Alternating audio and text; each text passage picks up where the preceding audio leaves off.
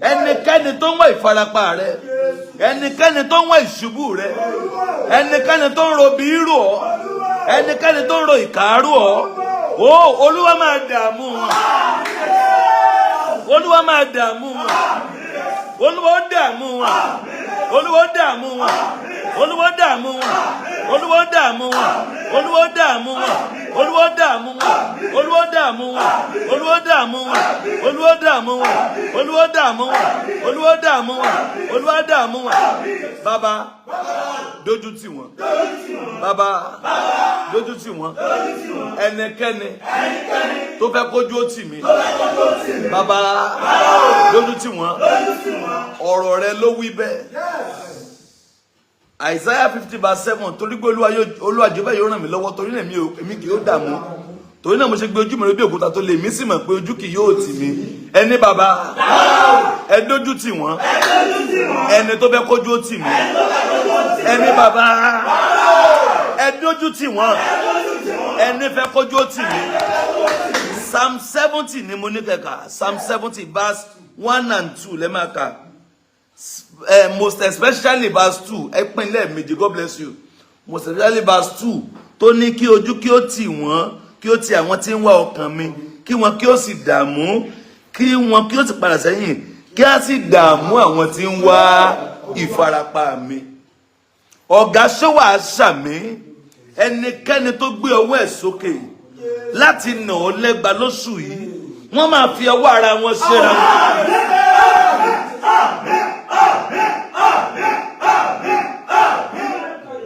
Hallelujah. Ẹ gbàdúrà yẹn lóru.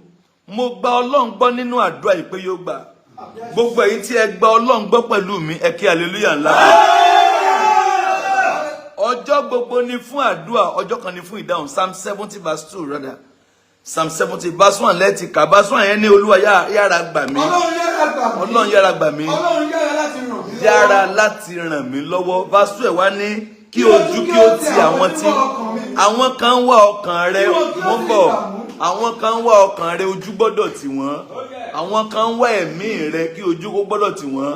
Ìwé Ẹ́kísódù wípé ó ní ọ̀tá ń lé, ọ̀tá wípé èmi ó lé, màá bá, màá pín ìkógun, màá tẹ́ ìfẹ́kúfẹ́ mi lọ́rùn lára rẹ̀.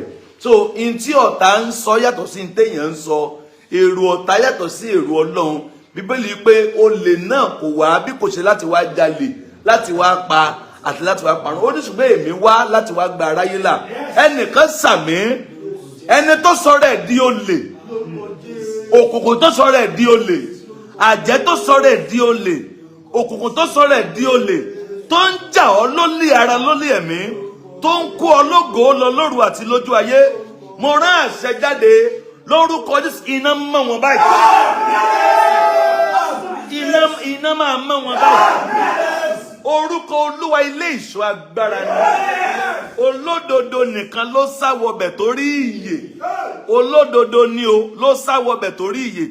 Ẹnìkan lè sàmì, agbára tó dá ọ dúró, ilẹ̀ ó gbé mì lójijì. Agbára tó dá ọ dúró, ilẹ̀ ó gbé mì lójijì. Ilẹ̀ ó mì lójijì. Ilẹ̀ ó mì lójijì. Ilẹ̀ ó mì lójijì. Ilẹ̀ ó mì lójijì. Ilẹ̀ ó mì lójijì. Ilẹ̀ ó mì lójijì. Ilẹ̀ ó mì lójijì. Ilẹ̀ ó mì lójijì. Ilẹ̀ ó mì lójijì. Ilẹ̀ ó mì lójijì. Ilẹ̀ ó mì lójijì. Ilẹ̀ ó mì lójijì. Ó ní ṣe é dá dúró. Ó ní ṣe é dá dúró. Ó ní ṣe é dá dúró. Ó ní ṣe é dá dúró. Ó ní ṣe é dá dúró. Ó ní ṣe é dá dúró. Ó ní ṣe é dá dúró. Ó ní ṣe é dá dúró. Ó ní ṣe é dá dúró. Ó ní ṣe é dá dúró. Ó ní ṣe é dá dúró. Ó ní ṣe é dá dúró. Ó ní ṣe é dá dúró. Ó ní ṣe é dá dúró. Ó ní ṣe é dá dúró. Ó ní ṣe é dá dúró. Ó ní ṣe é dí lọ́wọ́. Ó ní ṣe é dá dúró. Ìgbà tó kẹ́yìn ní bàbá dójú tì wọ́n. Àwọn tó fẹ́ kójú ó tì mí. Bàbá dójú tì wọ́n. Dójú tì wọ́n. Dójú tì wọ́n. Mo gbé ọwọ́ mi sókè. Mo rán àṣẹ jáde sí ọ. Ẹnikẹ́ni tó fẹ́ kójú ó tì ọ, ẹnikẹ́ni tó mú ẹgbà sókè láti nà ọ, ọ̀run máa dójú tì wọ́n. ọ̀run máa fi wọ́n ṣẹ̀sín.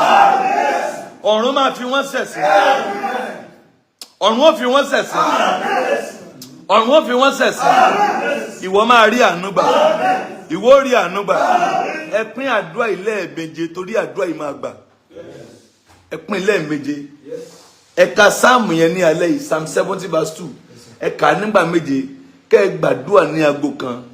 Gbogbo ẹni tó ń wá ọkàn mi, gbogbo ẹni tó ń ro ikú sí mi, gbogbo ẹni tó ránṣẹ́ ikú, tó ránṣẹ́ òdì, tó ránṣẹ́ ọ̀fọ̀ sí mi, kí Ọlọ́run kó dojú tì wọ́n.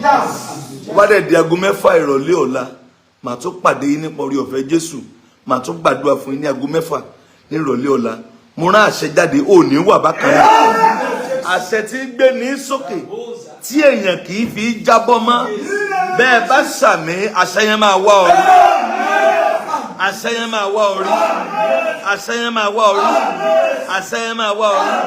Àṣẹ yẹn máa wá ọ rí. Àṣẹ yẹn máa wá ọ rí. Àṣẹ yẹn máa wá ọ rí. Àṣẹ yẹn máa wá ọ rí. Àṣẹ yẹn máa wá ọ rí. Àṣẹ yẹn máa wá ọ rí. Àṣẹ yẹn máa wá ọ rí. Àṣẹ yẹn máa wá ọ rí.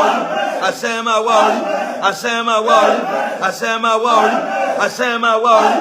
Àṣẹ yẹn máa wá ọ rí. Àṣẹ yẹn máa wá ọ rí. Àṣẹ yẹn máa wá ọ rí. Àṣẹ yẹn máa wá ọ rí.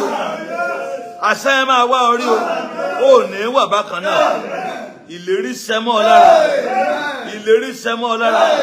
Ògo rẹ farahàn. Ògo rẹ farahàn. Wà á rí àánú gbà.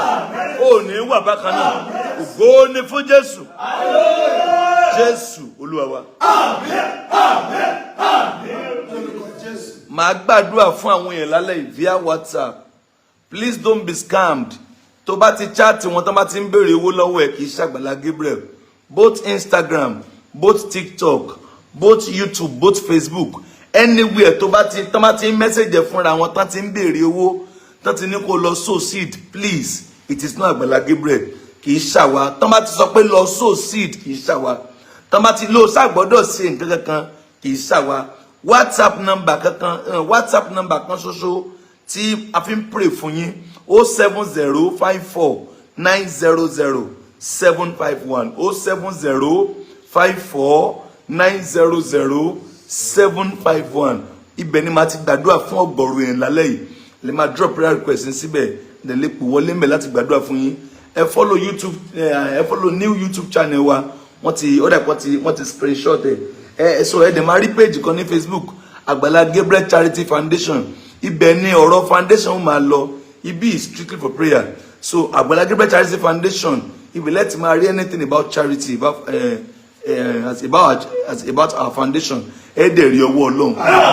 Ojú òní tì yín. Ẹ̀yin ọmọ Ọlọ́run tí tẹ́ ń ran ìpè lọ́wọ́, ẹ rí àánú gbà. Àwọn tó ń ṣe wọ́n sì ń ṣe. Ẹ̀yin tẹ́ fẹ́ join group yẹn náà, ẹ lọ chat ní WhatsApp. Tẹ́ fẹ́ join group àwọn partners tí wọ́n máa ń dá 5,000 naira every Friday. Wọ́n máa ń dá 5,000 naira every Friday. Ní máa ń support àpò wọn ní Kingdom Partners. Wọ́n lè má ṣe ní every Friday. Wọ́n máa ń dá 5,000 naira every Friday. Mo gbàdúrà ẹ máa rí ìrànlọ́wọ́ Ọlọ́run. Ojú òní tì yín. Àánú máa wá yín rí. Gbogbo èyí tí Ọlọ́run ń lò, ẹ ní wálẹ̀, ẹ ní jábọ́, ẹ ní ṣubú. Bẹ́ẹ̀ ni yóò rí. Ògo yín máa fọhùn. Ìlérí àṣẹ mọ́ yín lára. Oh, grandma máa ṣe birthday ní September 13. Grandma máa ṣe birthday. Wọ́n máa ṣe birthday 86. A máa gbé wọn wá so that wọ́n máa gbàdúrà fún wa. Mo gba Ọlọ́run gbọ́ pé ọjọ́ ìbí wọn yóò mú ire wá fún wa. Ẹ rí ọwọ́ Ọlọ́run. Àjọ̀dún ọdún kẹfà Agbala Gabriel, October 27. Ẹ pàtàkì fún Jésù. Àjọ̀dún ọdún kẹfà ti Agbala Gabriel, October 27. Ó máa ní agbára. Praise night ẹ máa wáyé ní October 25. Àjọ̀dún máa wáyé ní October 27. Ẹ yìn Ọlọ́run. Ẹ rí àánú gbà. Ìjì ò ní jà yín. Ìjì ò ní jà yín. Ìjì ò ní borí yín. Ìjì ò ní jà yín o. Ẹ̀yin tẹ́ fẹ́ pè wá, tẹ́ fẹ́ mẹ́sẹ̀jì wa, ẹ máa lọ sórí 07054900751. Pín àdúrà yìí o, pín àdúrà yìí o. Àdúrà yẹn máa gbà gan o. Pín, ẹ ó sì rí ọwọ́ Ọlọ́run. À ń gba Ọlọ́run gbọ́ bí Ọlọ́run ṣe mú wa lọ gbangba láìpẹ́ yìí. À ń gba Ọlọ́run gbọ́ mọ̀ pé Ọlọ́run yóò ṣe. Ẹ̀yin ọmọ Ọlọ́run ẹ má dáwọ́ ìrànlọ́wọ́ yín dúró. Àánú yóò sọ̀ lórí yín. Ẹ kí hallelujah ńlá méje.